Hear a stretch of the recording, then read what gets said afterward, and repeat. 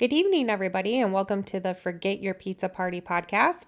My name is Misty, and I am, of course, joined by. We have an Chris? exciting episode for you this evening, but Chris has something he would like to say first. Hey, everybody. Just wanted to say, hey, if you're liking our podcast and you're liking our shorts, please subscribe, hit the notification bell, like the video, and leave a comment. Misty and I enjoy the comments. We log in. We actually do replies.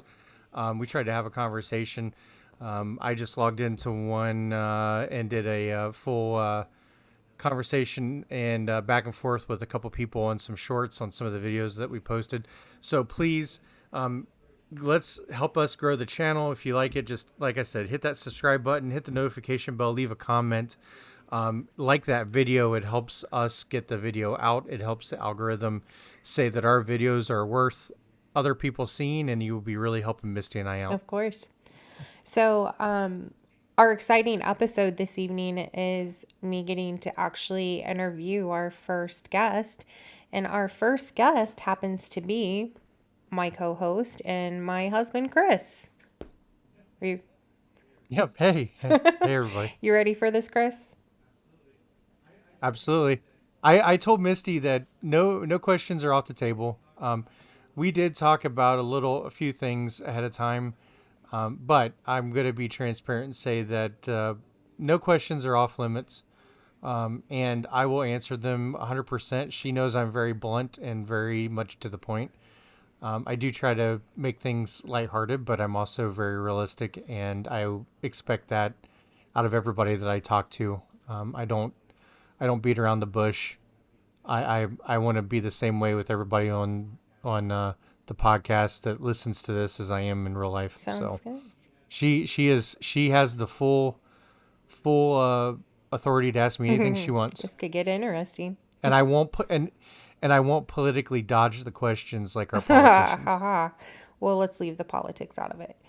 So Yep. anyways, so Chris, since we might have some new listeners and joining the podcast for the first time, why don't you give them a little bit of a background on your career? Yes. So Misty and I actually worked in Columbus. I worked as a home health aide around Granville and Newark, Ohio, which is a small town just east of Columbus. I did that for just under a year while I was going through LPN school. I got my license and I worked as a contract LPN for various companies around Columbus, including skilled nursing facilities, Department of Corrections. I also did hospice, and that was while I was actually working towards my RN. I got my ADN, which is an associate's degree of nursing, and ended up passing my RN boards, and ended up not working, believe it or not, until, well, no, actually we did. I apologize. I took a position up at Cleveland, and during that time up there, I got my BSN. I think it was what, a year? I think I did it in a Yeah, it year. was pretty quick. I took, yeah, I took 12 or 13 classes in a year. I did like five. No, I did more than that. I did 16 classes Yeah, in a year, and decided to take a little bit of a break. In the it meantime, still wasn't much of a working as break. a bachelor's. No, worked as a it was a year. It was a year break because I lost my preceptor for the master's program. I had a preceptor that was lined up for the FMP program, and she decided to up and move. And she did it 3 weeks before I was supposed to start my master's degree track. And at that time, it was about 2 months you had to have a preceptor lined up 2 months before the start of the program. And of course, I did not have one lined up, and they would not have gotten approved in time. So I had to find a new preceptor. So I started a year later than I really wanted to. In the meantime, still working as an RN. At that time, I actually switched to a different hospital within our system, and did the master's. I doubled up classes the first year and ended up getting my master's done in 2 years on the FMP track. And then I took the boards There was a little bit of a delay just because our kids and some other situations. And then I passed the boards. I started working. I left the clinic and worked private practice in Cleveland for a very large provider in the greater Cleveland area. And then, of course, worked as a nurse practitioner during COVID in Cleveland at one of the regional hospitals on the east side. Did that up until a little over 2 years ago. Ended up moving and doing primary care in people's homes at another company. I've been there ever since. Oh, you've So, got quite the history. and I know I know it's a very, very brief history, but that's kind of the Yeah. gist of it. So, what made you want to become a nurse practitioner? It was the Of course, money. right? No, actually, to be blunt about it, I got really burnt out on bedside nursing. I wanted an out. I am not made for management. I don't have the stomach for it. I don't drink the Kool-Aid. I don't kiss ass. I don't fit management profile. Even though I loved managing, I loved being charge nurse. I loved the responsibility, the reliance on my team members on me. But I couldn't swallow the BS that a lot of these corporate structures actually want you to. It's almost like you're selling your soul to become a manager. And I know you can. When we get down the road, I know you can attest to this Absolutely. from being a manager. A lot of the policies that they implement, it is about drinking the Kool-Aid. It's about being a part of this corporate behemoths, even though they're not corporate, they're nonprofit, but nonprofit behemoths, and really compromising your integrity, your ethics, and your morals when you know things are not right to ladder climb. And I Yeah, just can't do it. I just couldn't do it. we all know that if you don't drink the Kool-Aid and you don't follow what they want, they will get rid of you. So, I could never see you doing Yeah, that. they So, do. No, and I just can't do it. So I was like, well, I I, I don't mind being an RN. I loved it, but I always am driven to in past careers.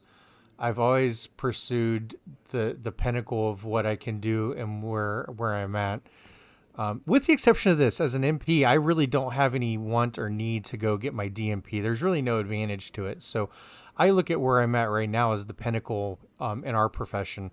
I know some people will disagree, but there's really no advantage to getting the doctorate. I can't use it. I can't use them as a moniker. I can't say that I'm a doctor. So, and there's I was no gonna say, pay what increase. do you It even really doesn't. do with that degree? You, you. I think a lot of people that get it, they get it because they Just kind can. of an achievement thing. The I mean that truly is the pinnacle of our Yeah. profession is DNP or whatever the doctorate level is. Clinical nurse specialist, whatever career path you go at the master's degree level, but that's the pinnacle. But there's really no advantage to it except to the banks when you go another 40,000 in debt for it. That and a few extra So letters behind your name. yeah, I mean, you got the alphabet soup, past your name, and especially if you get all the board certificates, I mean, your business card will need to be like on the back so that you have the extra, space to actually print all your alphabet Right. soup titles, which a lot of people don't even know anyway. But the other thing is, it's one of the only professions where you get your doctorate and there's no pay increase. You can't use the title because there's confusion among patients on what you are. If I went up to a patient and said, "Yeah, I'm Dr. Legg," and they're going to be like, "Oh, you're an MD or a DO," and there's a lot of states that are actually implementing or possibly implementing title shifts so that nurse practitioners and other doctorate level healthcare mid-level healthcare providers cannot use that as a title to designate. That's interesting though. Although it's interesting to note that other doctors within our field can use it that are just PhD level, but I can't Hmm. because it leads to patient Well, I confusion. think the So patients are confused I look at anyway, those so. fact. Yeah, I look at those factors as like, well, then why? Why put my family through another year and a half to 2 years of education There's no pay increase. There's really no prestige with it because you can't use it. There's internal satisfaction and ego, which is fine. But I don't need that. I already have a big ego as it Yeah, is right now. totally. So, So yeah. I know there's a couple different routes you can go when getting your nurse practitioner. You can go critical care route, you can go family medicine. Well, actually, you can go psychiatry, NP. Psych is where the Yeah. money's at. If people really want to know where the money's at, it's psych or it's Yeah. CRNAs. Was there, I mean, you're like, or no, no, I go was ahead. going to say, was there any particular reason why you chose family?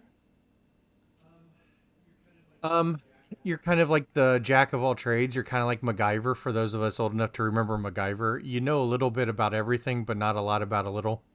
And I could transplant what I know into any field within the mid-level providers, with the exception of CRNA and psych. There's a couple other designations you need to have for those, but see, the main reason was it's the fastest. Well, geriatrics nurse practitioner is actually the fastest route because you don't have to do women's health, you don't have to do pediatrics.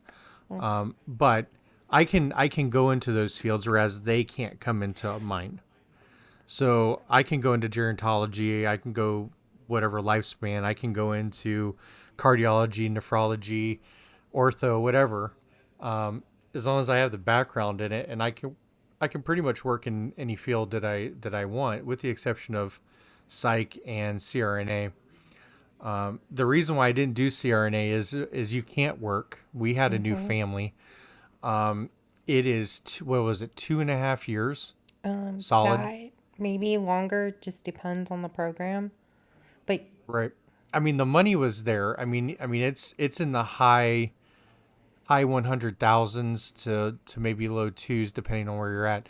But the area that we're in, that another problem is the area we're in is heavily saturated mm-hmm. with CRNAs and other nurse practitioners. So the competition's there. If I wanted to be competitive in that field, we would have had to probably leave Ohio or go into an area of Ohio we didn't want to live Yeah, in. and to be a CRNA, you literally can't work. They will not let you work. At least where we were at, and where a No, lot of our fellow peers and colleagues and friends who went through programs near us, they were not allowed to work. It was very very intense. They want all attention on yeah, school. and right, and I mean, I have the math ability. I actually did a couple of the Elsevier books, and CRNA prep books. I actually scored really, really high. I don't think it would have been an issue, but one, I mean, nurse practitioner school was already a drain. I mean, you and I ran into some major conflict while I was in Mm-hmm. school, just because of the amount of time I had to dedicate to studying, which I don't think a lot of people really understand. And it did cause some internal struggle with us. But CRNA school is even a whole Mm-hmm. nother level. I have people that I've known that went through CRNA, and yeah, if I was younger and we didn't have kids, I would do it, but I wouldn't want to be an absent father or an absent family member. I was already absent enough for 2 years while going through my master's. I didn't want to do that again in a more intense field. Plus, once you graduate, then you've got to pass your boards, and the studying is even, I would say, even more intense. The pressure is more intense to get through that one. But so is the responsibility that they have. I mean, they're doing epidurals. They're putting people under and assisting anesthesiologists within a hospital setting. I mean, there's a lot of responsibility. There's a lot of things that they've got to get right, and the pressure is intense. So the boards and their certifications are pretty Yeah. intense. And I just didn't want to abandon my family. I feel like I would have abandoned our So, kids. there's nurse practitioner and then there's physician assistants. I think a lot of people actually kind of mix the two up. What would you say? How would you differentiate them to make it easier for people? Oh, I have a lot of respect for the physician's assistants, but the pathways are completely different. And again, I'm not a PA, so I would have to actually talk to PAs about truly what they went through. but they are a lot of the schools are very, very specialized. They have contracts set up with hospital systems where they can actually do more intense rounds. There are surgical rotations that they Mm. have to do. There are board certifications and continuing education that they have to go through. There are minimum hours per specialty that they have to complete that I did not have to do. And so their track is completely different than what I have. I would say that some of them end up being better. I would say trauma. I'd say some of them end up being better Mm. intensivists in the ICUs because they had that hospital focus through their education that I did not have. And in fact, a lot of the nurse practitioners are not allowed to actually do hospital rounds. If you go Mm. FMP, you have to do it in an outpatient setting, primary care setting. So I think that that's a very distinct differentiation between both of us. Don't you have a little more autonomy? I do have a little more. I would say I have a little more autonomy than they do. What a lot of physicians assistants, and again, I don't want to speak for them. I don't want to take anything away from them. I think one of the big things that separates us, RNs that end up going to FMP is we have the bedside knowledge and the disease progression, and we can see the outcomes of orders that are implemented that the PAs, unless they have worked as a hospital aide or they worked as an RN and then went on to becoming a PA, don't have. So a lot of PAs that I knew went straight through school. They did not work as an aide. There were a few that I worked with. One of the best PAs I've ever been around was a PCNA on our floor, my floor that I started on. He ended up going down and then working, I believe, in the ED, and then he went to PA school. So he got to see bedside, he got to see progression, even as a PCNA, it doesn't matter. But he also saw what the nurses had to go through because he worked as a Yeah, hospital aide. I would agree. So, There's definitely a difference between bedside manner between a nurse practitioner and a physician assistant. It's notable. yeah. And it's again, it's not anything against them. It's just the way the paths have drawn to their profession versus ours.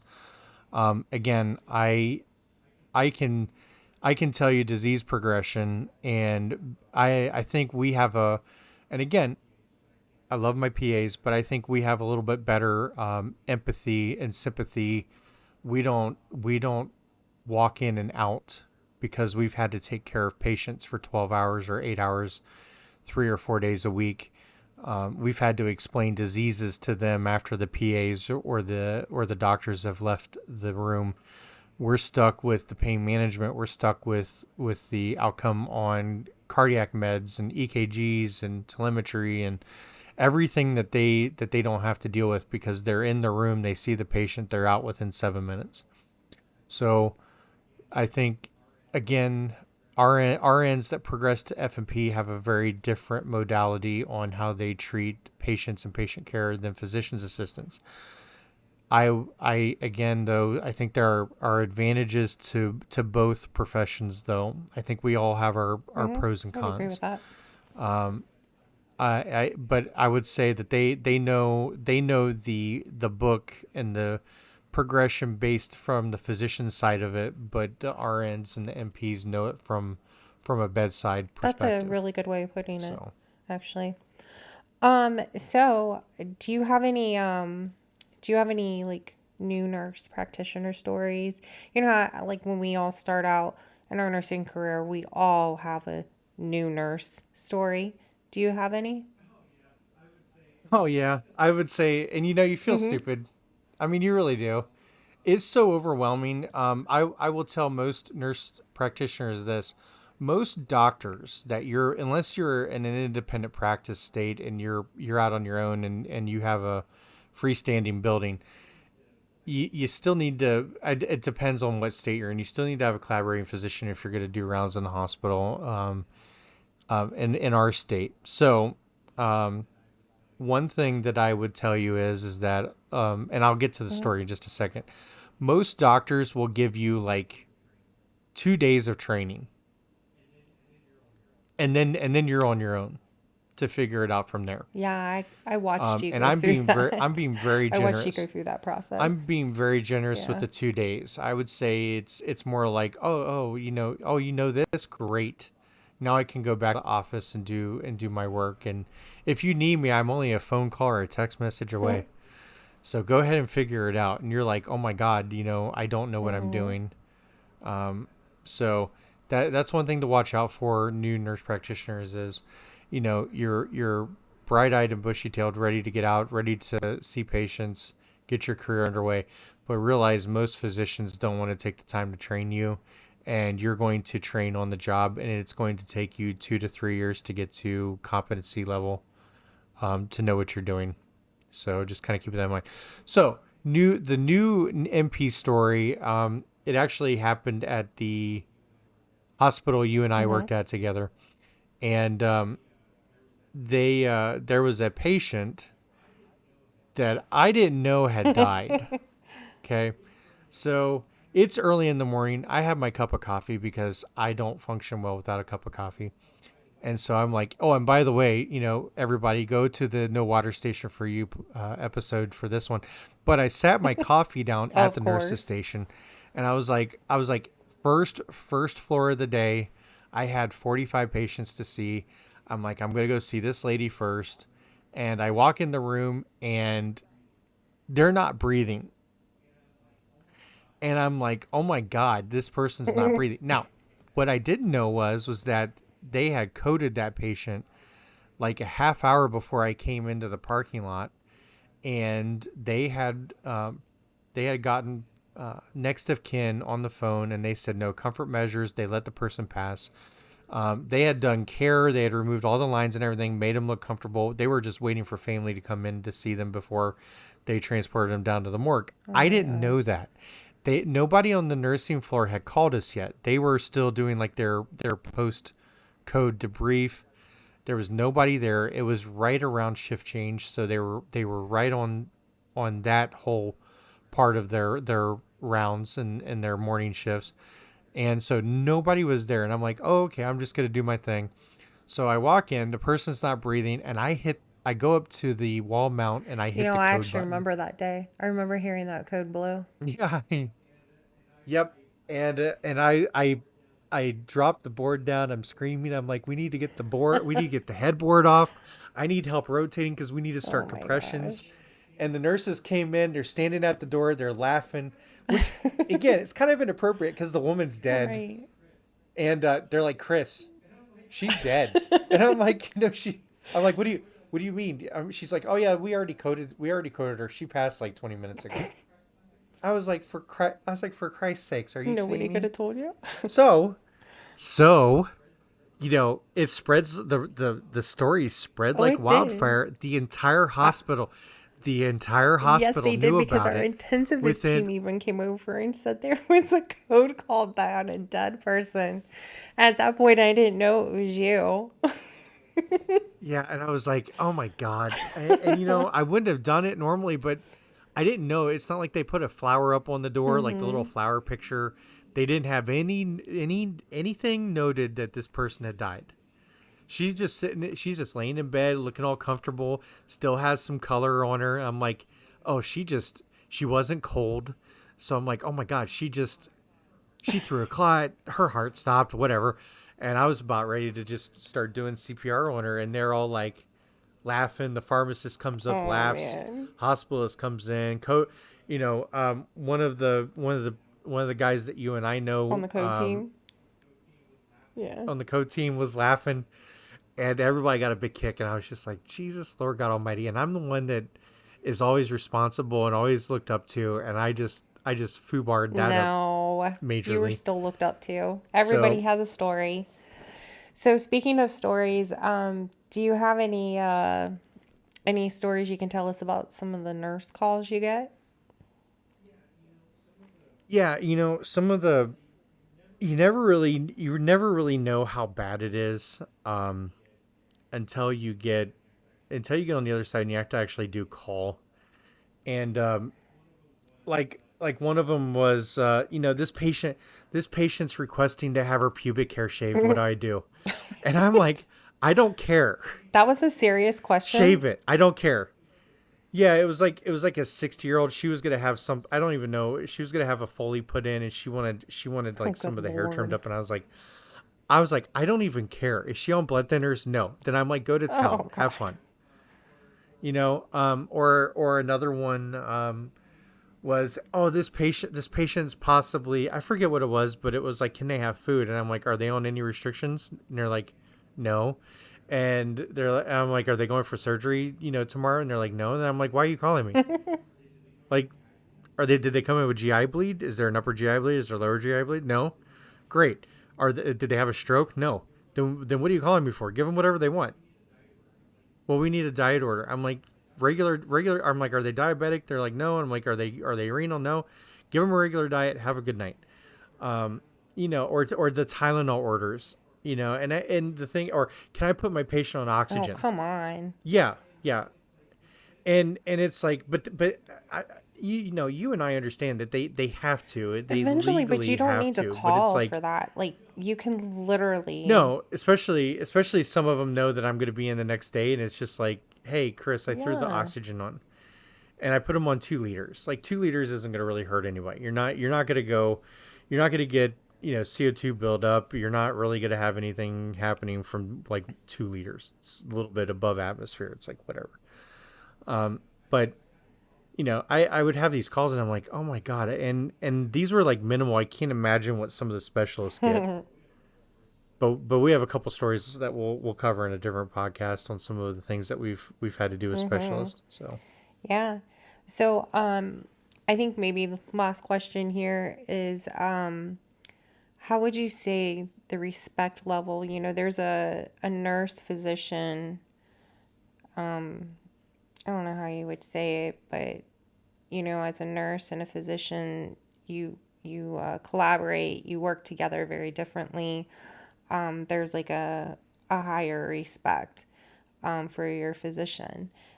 How would you say between you and other physicians as a nurse practitioner, how do they view you?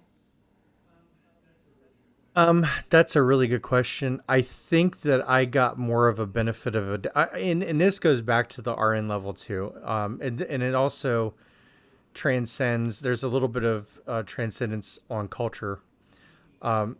Me being male, I think that came into play. There wasn't this expectation of subservience, especially among a lot of the male providers, and especially culturally, some providers that are from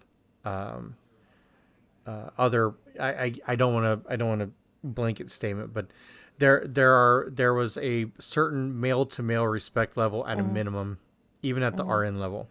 Okay, and I don't know what that is. I knew I have a lot of women that I worked with that I know knew stuff better than I did. They were very, very intelligent. They knew their craft. They knew their career really well. They knew their practice of nursing in and out like you wouldn't believe. And I still had a respect level among male providers that they did not have, and I never really cared for that.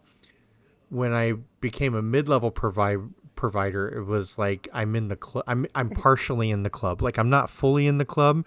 I have like the it would be like a biker game where you have like the prospect cut on, like your leathers on. You're not really a full club member, but you're not really a civilian. You're kind of like right Right. in the middle. Um, be, because they would invite you into the physician's lounge and be like, "Oh no, here we've got soup." And I'm like, oh, soup. And they're like, there's snacks and some coffee. And it's Keurig. And we have 18 different kinds of Keurig coffee. And it's all ready for you. And I'm like, fantastic. Let's do it. And then there are other times where like, NPs and PAs can't be in here. You need to go over to the other lounge. It was really weird. I would say as a male provider, mid-level provider, I had docs that I was on a first name basis Yeah. with. And yeah. And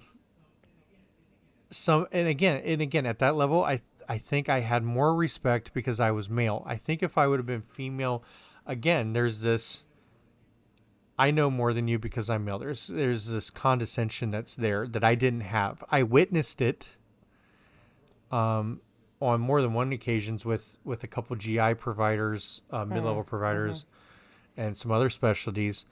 But I didn't have that from the same provider when they would talk to me. Well, I think maybe some And of it helped that you knew the majority of the providers you were working with or you were having to collaborate oh with. yeah, So I'm sure that helped.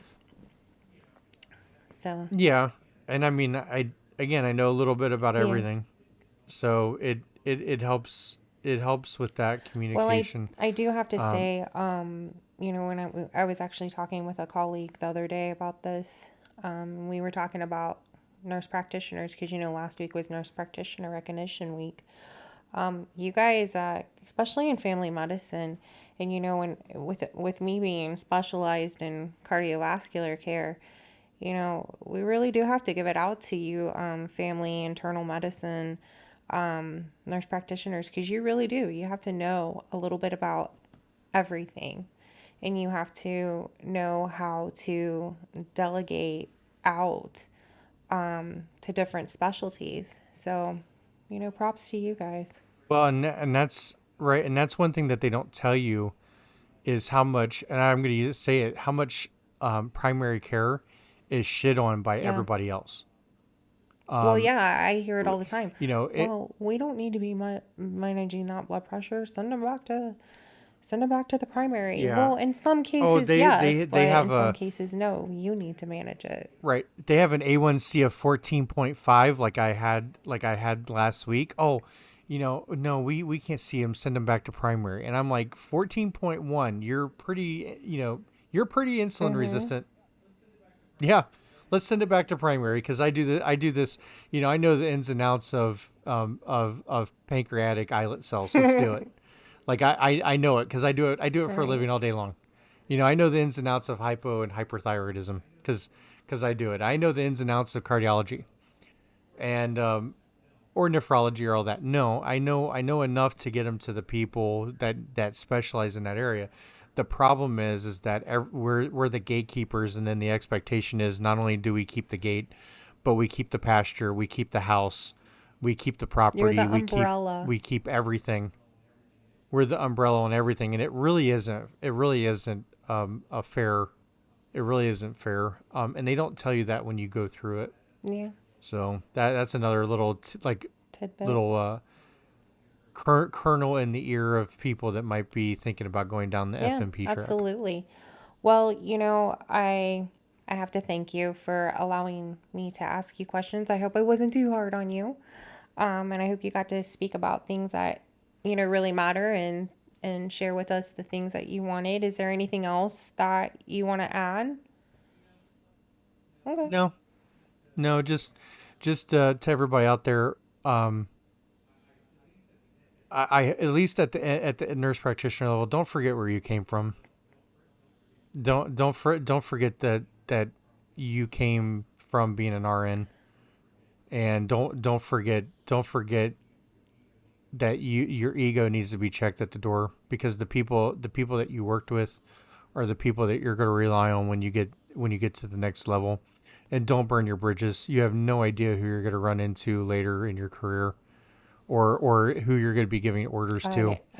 yeah, Just respect everybody, talk to that's everybody, really good advice. and keep yeah and keep that relationship and that rapport with Because when everybody. it's all said and done, we're all one big team. Doesn't matter what what you contribute, you're still part of that team when it's all said and done. So, Correct. But I've seen nurse practitioners that came into the hospital that had just got their MP, and it's like the ego precedes them, and there's no place for that. I don't think I let myself get that way. Um I know others did not as well, but there were a few, and you're just like, and they left a very very much a distasteful flavor in the mouth of all those people that they worked with prior. And you could see it on the face, how they interacted. You know, they let the ego and I'm better than you because I'm in my position get the best of them. And they didn't last very long, by the way. But they sure led a blazing trail before they left. So yeah, they left a blazing trail before they left. And again, you know, it's your other colleagues and RNs and other people to pick up the pieces after you left or you leave because your ego gets in the way. So, and the only last piece of thing I can tell people is when you get your NP, never be afraid to still ask advice. Don't be that person that thinks they know it all. I asked people all the time. I would ask my nurses, what do you feel is going on with your patient? The nurses actually love that. You will develop the biggest relationship building rapport with your nurses if you go, and even the aides, especially in the hospitals. You ask the aide what goes on. Hey, do you need anything? What's going on with this patient? And then the same thing with the nurses. Hey, do you need anything? What's going on with the patient? Do you need me to order anything? Do you need me to talk to anybody? Do you want me to talk to family? And if you've got an extra 5 minutes, call family. One of the biggest complaints in the hospital is that the providers don't call the family members, and it takes a lot of the pressure off the nurses. Yeah, I can respect that.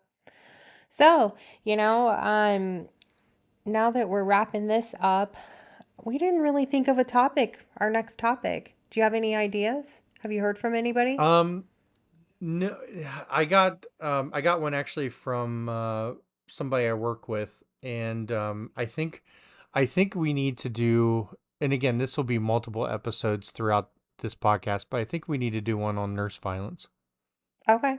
Yeah, I can respect that. There are multiple recent reports locally and Yep. nationally that I think we need to discuss and just keep discussing it from time to time because it's an issue.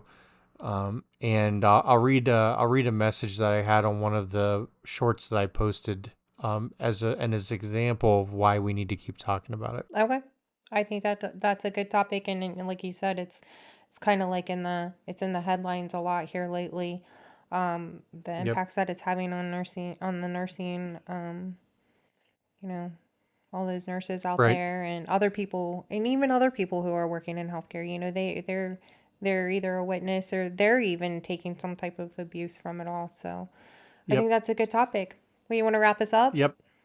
Yep. All right, everybody. Well, if you enjoyed this podcast, please comment, like, subscribe, share with your family, share with your friends, share with your colleagues. Let everybody know, hey, there's two healthcare workers that are starting a podcast, and it's for us and by us, and because we see you, we hear you, and we really want to make this something that is for all of them. So please share with them. We want to grow this podcast. We'd really appreciate more subscribers coming in. So, and again, we don't get paid from the subscribers on YouTube. It just goes to help us. It just helps us grow the channel and get to more people so we can make this a movement. Yep. Absolutely. All right. Now remember, everybody, you are more than your job. Get home, talk to your friends, talk to your family, work on your mental health, get away from your jobs, go out, take a walk, go do something that you enjoy, get your family involved, get them off the couch, take them out. Hug and kiss those kids of yours. Yep. Yep. And remember, I mean, the big thing is you're more than your job. You're more than these healthcare jobs. Yes. Okay. Absolutely. All right. Well, we will talk to you all and post this podcast next week. You all have stable shifts. Get home to your families. Until next time. Till the next time. Bye now.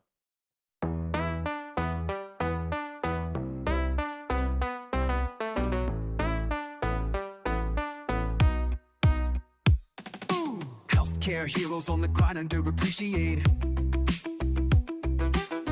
Weekend comes, but the pizza's not celebrated. Managers order, they just can't seem to get it right. We gather round, but we're ready for a bite tonight.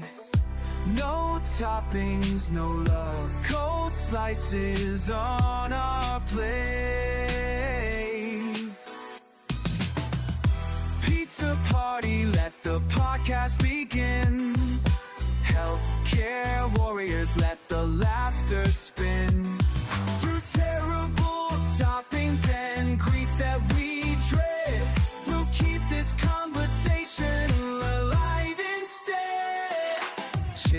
chat, laughter, it's our weekly unwind.